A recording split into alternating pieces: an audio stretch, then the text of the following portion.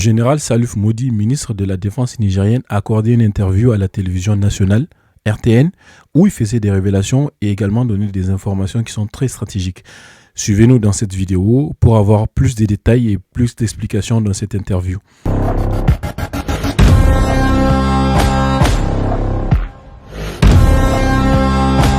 C'est Courage aux Politics. Le thème d'aujourd'hui porte sur l'interview du général Salif Modi où il faisait le bilan militaire du ministère de la Défense nigérienne de cette année. Également, il donnait des informations qui sont très stratégiques. Alors, nous avons essayé de noter quelques points, notamment 8 points, que nous allons essayer de développer et expliquer tout au long de cette vidéo. Restez jusqu'à la fin, ça ne serait pas très long. Et top, c'est parti. Point, il porte sur la situation sécuritaire avant l'avènement du CNSP. Le général, il s'est beaucoup plus attardé sur ce point. Il a donné beaucoup d'explications que nous allons essayer de voir tout au long de cette vidéo. Le second point, il porte surtout sur la stratégie nationale de défense. Le troisième point, il porte sur la diplomatie militaire. Le quatrième point, ça porte sur l'AES. Donc, il s'est beaucoup plus attardé sur l'AES. Il a donné beaucoup d'explications. Le cinquième point, c'est surtout sur l'évaluation du bilan militaire de l'année 2024. Et le sixième point, il porte sur la situation actuelle sécuritaire du Niger. Le septième point, le général a donné l'importance au fait stratégique ou géostratégique du Niger, l'emplacement géostratégique du Niger et les ressources qu'elle contient. Le huitième et dernier point, le général au fait a expliqué l'engagement que doivent avoir les Nigériens, notamment la population de l'AES. Et nous allons essayer de voir tout cela de manière beaucoup plus détaillée tout au long de la vidéo, mais de manière très résumée, bien sûr. Prenons le premier point sur lequel le général s'est beaucoup plus attardé, notamment la situation du Niger avant 2024 ou avant l'avènement du CNSP. Le général s'est attardé sur 3 points essentiels dans cette partie où il a expliqué que le Niger, en quelque sorte, était sous tutelle et ensuite que la structure militaire nigérienne était désorganisée. Et le troisième point, c'était tout simplement le narratif qui avait été conçu pour encadrer tout ça. Je vais m'attarder un peu plus sur ça. Le premier point, disant que le Niger, par exemple, était sous tutelle, ça s'expliquait du fait que, par exemple, les officiers nigériens, sur les champs de bataille ou dans autres décisions stratégiques, ils n'ont pas le pouvoir de décider à eux seuls, puisqu'il y a des forces étrangères donc, qui sont sur place. Quelle que soit la décision, ça peut être sur le champ de bataille, ils ne sont pas en mesure, par exemple, de prendre une décision tout simple de neutraliser un groupe de djihadistes sans qu'un officier, par exemple, des forces extérieures, qu'il s'agit des Américains ou des Français et bien d'autres, puisse donner son aval. Donc, il suffisait que l'officier, par exemple, des forces extérieures ne soit pas d'accord sur cette décision et elle ne va pas être appliquée. Donc, dans ce cas, il y a une sorte de tutelle dans les décisions, ce qui montre en fait une frustration dans l'armée nigérienne. Après avoir côtoyé à plusieurs reprises certains officiers dans beaucoup de formations, vous sentez cette frustration, en fait, que les officiers nigériens, dans la plupart des cas, avaient au fond d'eux. Le deuxième point qu'il a évoqué, c'était le fait que l'armée était désorganisée. Là, au fait, il n'y a tout simplement pas une interopérabilité entre les militaires. Qu'est-ce que ça veut dire? C'est-à-dire, les militaires, les corps d'armée peuvent se trouver sur un champ de bataille. Les gendarmes, les forces armées nigériennes, la police, ainsi de suite. Et dans ce cadre-là, qui est le chef? Donc souvent, il y a du mal à déterminer qui exactement peut prendre la décision. La gendarmerie, par exemple, peut décider d'aller dans ce côté. Les FAN peuvent décider d'aller de ce côté. Et il n'y avait pas, en fait, cette cohabitation entre ces corps d'armée. Et ce qui profitait, d'ailleurs, c'est qu'il a dit du désordre militaire, c'est que les forces étrangères en profitaient beaucoup de ça. Et le troisième point, c'était le narratif. Le narratif qui avait été conçu pour, en fait, expliquer au monde entier que tout allait très bien au Niger. Et tout allait très bien aussi sur tout le plan. Ce qui a occasionné au fait du fait qu'après le coup d'État, tout le monde disait que mais au Niger, tout allait très bien, mais pourquoi il y a un coup d'État? Donc, il a expliqué également que c'était un narratif qui avait été conçu pour montrer à tout le monde que tout allait très bien au Niger. Ajouter un point en fait sur ces désordres militaires dont le général avait parlé, effectivement, vous allez voir, en fait, il y avait un moment, tout le système, par exemple, de lutte contre le terrorisme occidental qui avait en Occident, par exemple, a été exporté dans ces pays.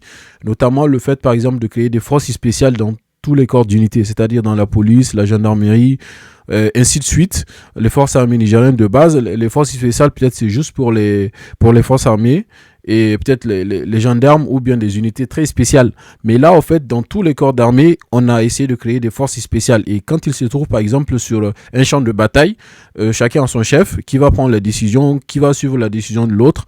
Les corps, ils sont différents, donc il y a tout un désordre qu'il y a, au fait, dans cette armée. Donc, c'est ce que le général a essayé d'expliquer sur ce point-là. Alors, le deuxième point, c'est la stratégie de défense nationale. Ce qu'il faut savoir, c'est que tous les États au monde ont une stratégie de défense nationale. Sur ce point, le général Salif Modi a eu au fait à expliquer que la stratégie de défense nationale nigérienne était en construction et qu'elle est évolutive dans le temps.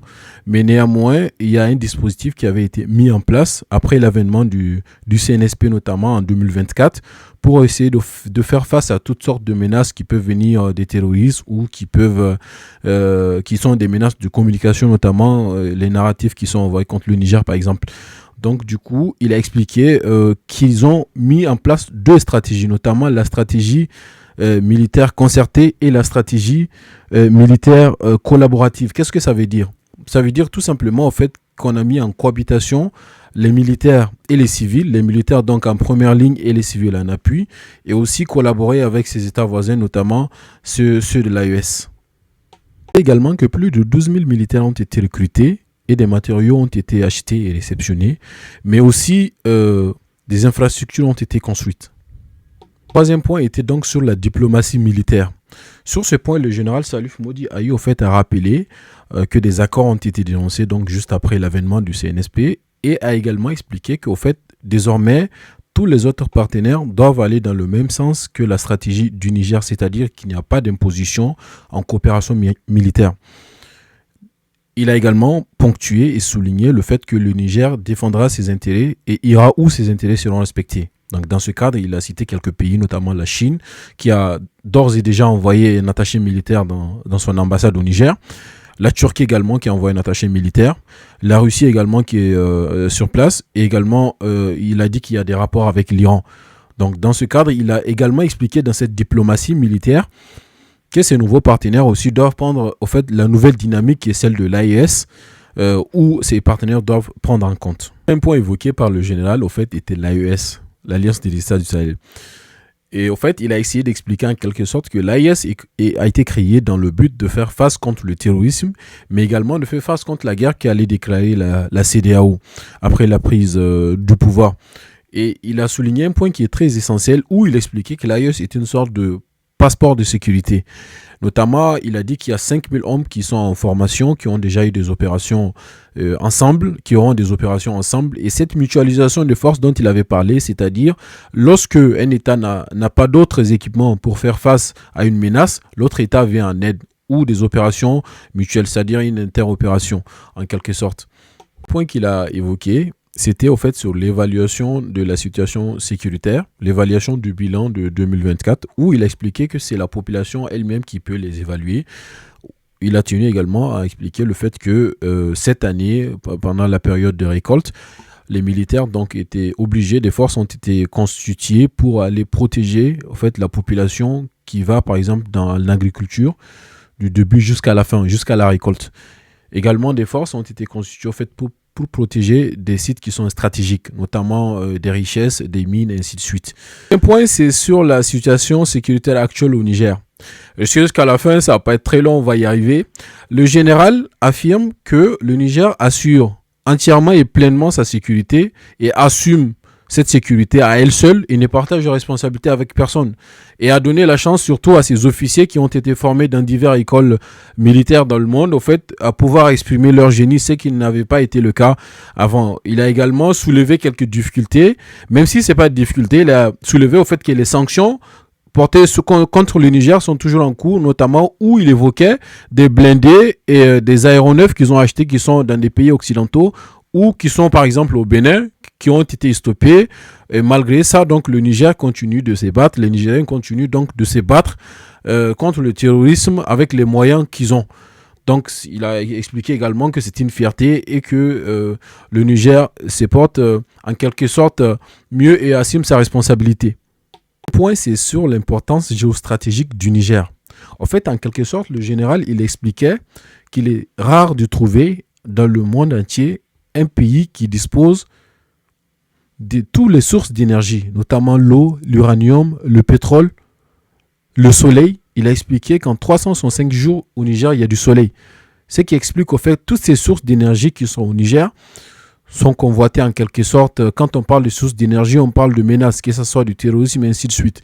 Donc, il a expliqué dans le dernier point, qui est le 8e point, effectivement, que les Nigériens doivent se mettre ensemble pour essayer de protéger ce bien que Dieu leur a donné, et également être dans la dynamique de l'AES actuellement, le changement, les mutations qu'il y a actuellement, de comprendre les enjeux qu'il y a et de ne pas se laisser au fait tenter par la désinformation et d'être aussi aux aguets. Il appelle aussi les civils notamment à être responsables, à être aux aguets et à avoir les yeux ouverts dans tout ce qui peut se passer, que ce soit sur les réseaux sociaux, que ce soit sur place, et ainsi de suite. Et il rend hommage aux soldats et aux Nigérians et surtout à la population de l'AES, des familles qui donnent leurs enfants ou bien qui laissent leurs enfants aller dans l'armée pour défendre le pays. Et si la vidéo vous a plu, abonnez-vous à la page et on se dit à la prochaine sur Tchekora Geopolitics.